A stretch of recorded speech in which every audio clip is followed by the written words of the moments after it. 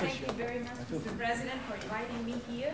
Thank you very much, Senators. Let me first say how impressed I am when the gavel hit the desk here. Everybody was quiet. Nobody ever listens to me like that. So that you know.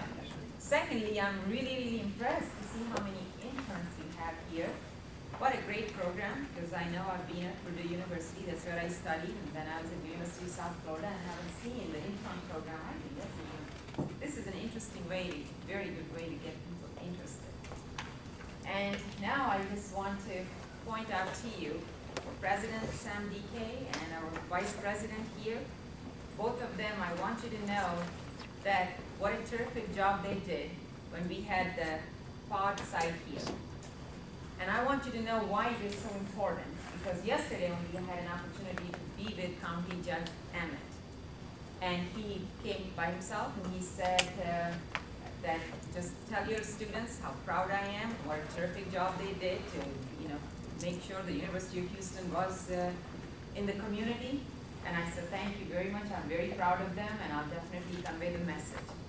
And then his next sentence was, now I know you're going for top-tier funding, how can we help you from the county? Then I said, I need a resolution from you. The third sentence was, how soon do you need it? Now that conversation would never take place if you hadn't put the University of Houston on the community's consciousness. So I want you to give a round of applause.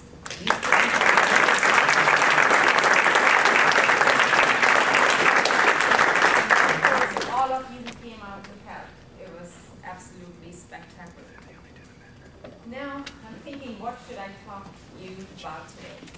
I would absolutely love to leave the floor open so you can have questions, and that way I can address what's on your mind. But since I have this opportunity, maybe I'll give you a little snippet of where we are going as a university. Because again, this is your university.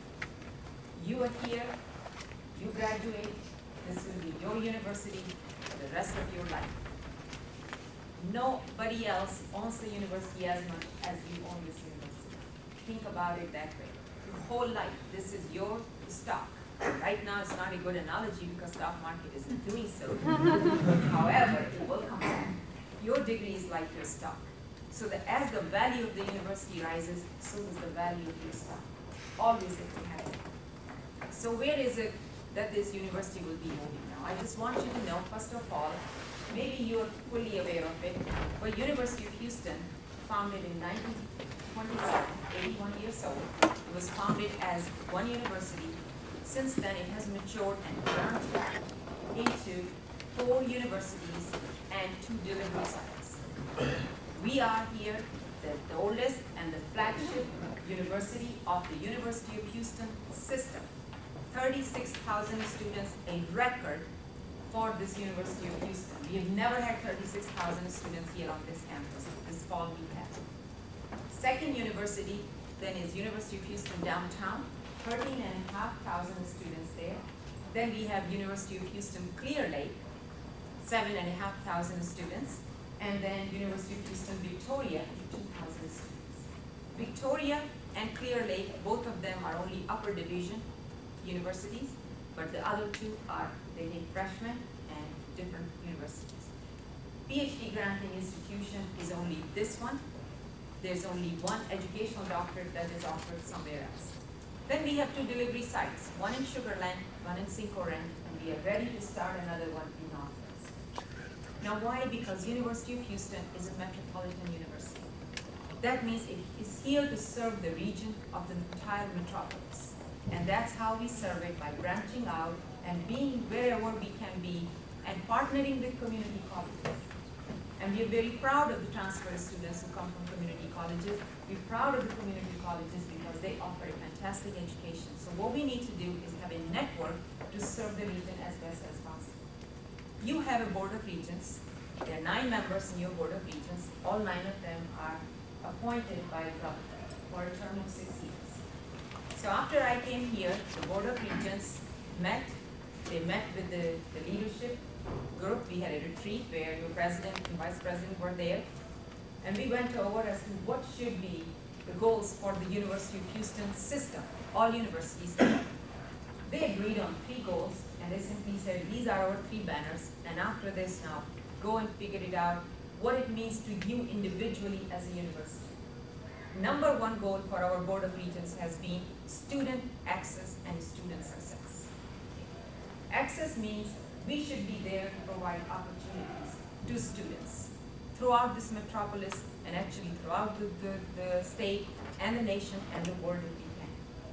Now you need to realize, for the state of Texas, we are not where national average is in terms of providing access to students. For city of Houston, we are barely at national average in terms of having educated population or the college educated population, which means we do have a challenge. We have a pipeline all the way coming from 1st grade, 2nd grade, middle school, then high school, and this is what we call it a leaky pipeline. We do not have students who retain in there and continue and finish their college degree. So first goal for us is to make sure that the doors and opportunities are available to students. But along with that, the important thing is that there is every opportunity for a student to be successful. There is no point to bring you into the door and not give you opportunities to be successful. And the Board of Regents have basically said, make sure, benchmark yourself against other universities, metropolitan universities, and see what your retention rates are, see what your graduation rates are, and do whatever it takes in order to make this university as well as others very good universities in terms of student success. But it is not just about your graduating, it's about you getting the skills that you will need in order to be successful once you graduate, to be competitive in this global economy. Today's economy is global economy. You need to have the skills that will make you leaders, not just survivors in the global economy. And that means we need to have a curriculum that is relevant to you, that is successful. Otherwise, we don't succeed as a university. So that's goal number 1. The goal number 2 that the Board of Regents have set for all universities is national competitiveness, that you should pursue excellence. For this campus, for University of Houston, that goal of national competitiveness is top-tier status. Now you might say, why should we be top tier? Who cares whether we are top tier or not? First of all, the state of Texas should care whether we are top tier or not, because the state is not competitive against other states. That's number 1 reason. Secondly, cities need top-tier universities, so cities should care about it, why we should have University of Houston as a top-tier university. Because top-tier universities generate workforce, they generate economic capital, intellectual capital, and economic development that is essential for big cities to stay competitive. But at the same time, we need for you to be having on your diploma a top-tier seat. Because I know, and I absolutely believe that, your quality of your faculty here is top-notch. I can compare that, take it against any faculty.